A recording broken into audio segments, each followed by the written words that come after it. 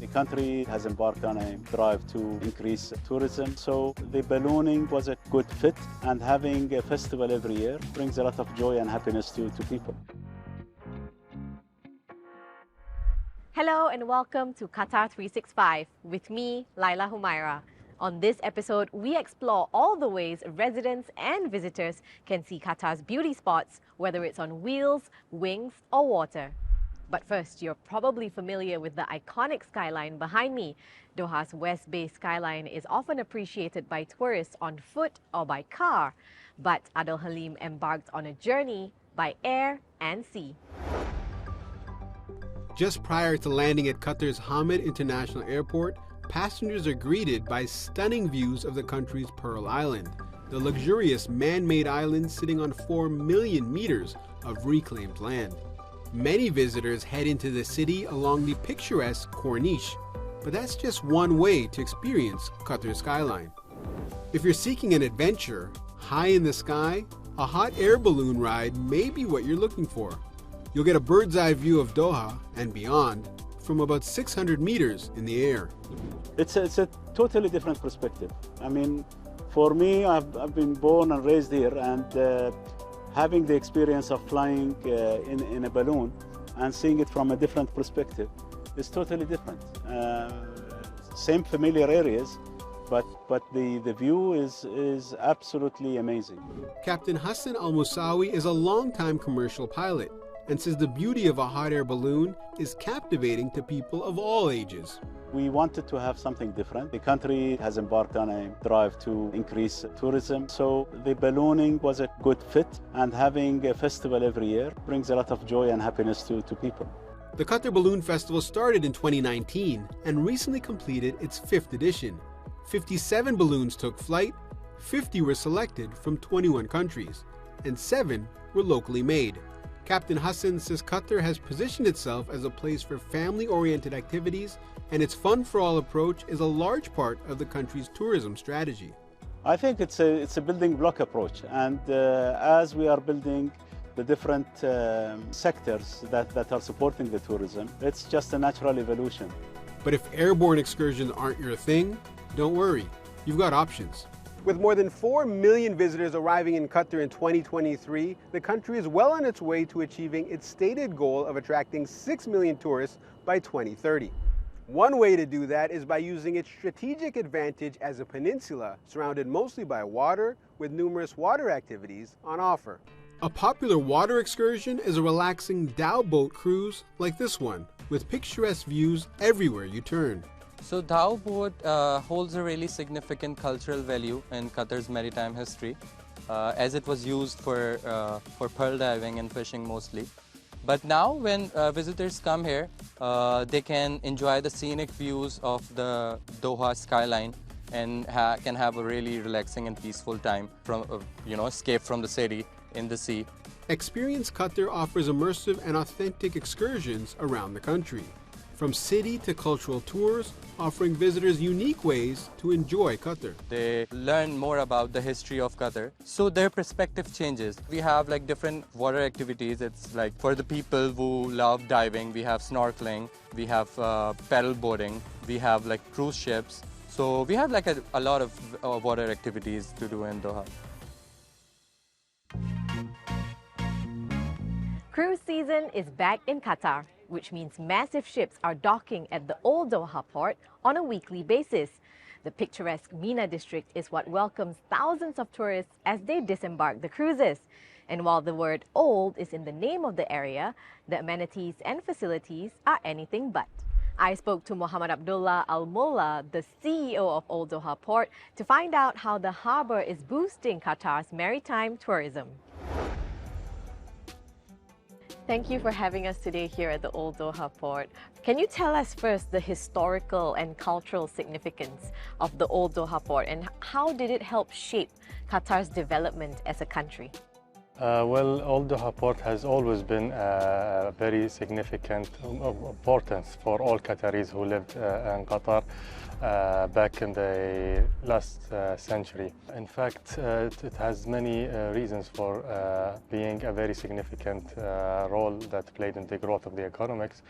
due to the fact that this port was the first and the only commercial port back in the 1940s, 50s, all the way till only recently, 2017, when all the commercial operations moved from this port. And just looking around, there are some very standout architectural features that preserve the old style of housing in Qatar. Why was it important to keep this cultural architectural heritage when redeveloping this area? We tried to introduce a new architectural language by maintaining and reshaping of some of the coastal houses that was residing on the coastal side of Qatar back on the 1940s and 50s, in a way again to reflect the history of the cities, a sign of appreciation again to our grandparents who have suffered back then did all their best to make sure that next generations are living of the most economical and best lifestyle. One of the key highlights, as you mentioned earlier, during the winter season is the cruise season as well, when massive ships like the one behind us just sail into Qatar and dock themselves here and carrying hundreds and thousands of visitors. Can you tell us then the importance of the cruise season to Qatar's tourism industry? Cruise season definitely is one of the most important aspects that contributes directly to the tourism Qatar. The passengers numbers have been increasing from year to year. So, for example, last season 2023-2024, we have reached about 360,000 passengers in that season. The forecast for this season, hopefully we will hit 400 plus. So since the redevelopment of Old Doha Port, it's been a host of many major events, including recently the Amerigo Vespucci, the Italian Navy ship, the Qatar Boat Show, the World Aquatics Championship, art festivals, fishing competitions, beach cleanup, so many things. What are some exciting events in the pipeline this year for Old Doha Port? Today we have the Doha Port considered as a home porting. This year we have started some of the trips that starts from Qatar and takes a tour in the region and ends in Qatar as well. Capacity-wise, definitely the terminal can accommodate 2 mega cruise ships simultaneously, which definitely was one of the reasons that contributed in reaching into the home porting objective. From flying high in a hot air balloon to cruising along the Doha skyline, it's no wonder why Qatar is a hot tourist destination. And if all the fun makes you a little sleepy, there are plenty of hotels to sit back and relax after the sun goes down. Just be warned, as Joanna Hoos found out, some of them are so unique that you'd wish you'd never have to fall asleep. With over 40,000 hotel rooms, Doha has no shortage of memorable places to stay. From modest accommodation to 5-star luxury, Qatar's capital offers something for all visitors.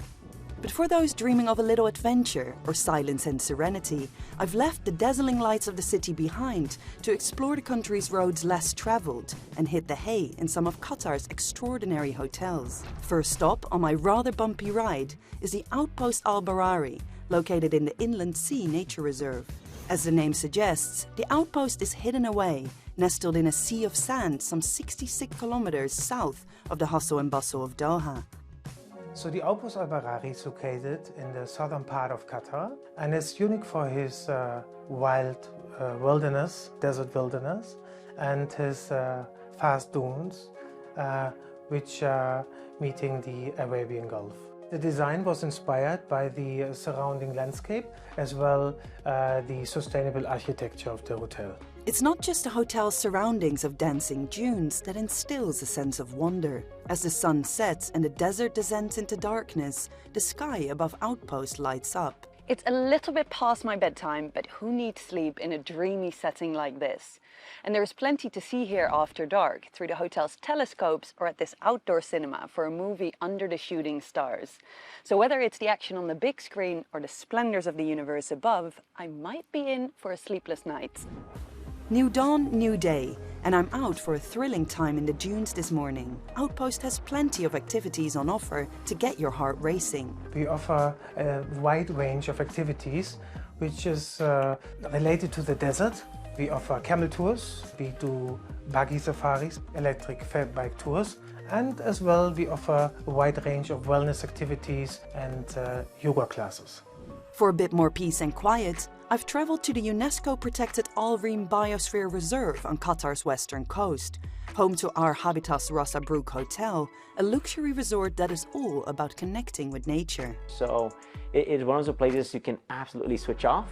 We don't have any TV, so you absolutely disconnect, again, being with the nature. And then you walk through, you have a beautiful Sealine, you can enjoy the nice, clean air around the sea. And then we do these beautiful concepts of sound healing around here. Again, using the natural elements that have given to us. I like to do sound healings with a different instrument, such as crystal balls, gong, different special sounds. And I like to choose different location around our property. It's kind of haven for reconnection, rejuvenation, and a wellness journey to encourage self-exploration and empower positive impact. With so much natural beauty in this land of sea, sun and sand, dreams come to life before you even get into bed. Once you do lay your head to rest, the comfort and tranquility of hotels like Outpost and our Habitats guarantee you'll wake up rested and relaxed. From glamping under the stars to sailing as far out where the sky meets the sea, we hope you've enjoyed this episode, but that's all the time we have for now. For more, check out Euronews.com and connect with us through our hashtag. Thanks for watching, and we'll see you next time on Qatar 365.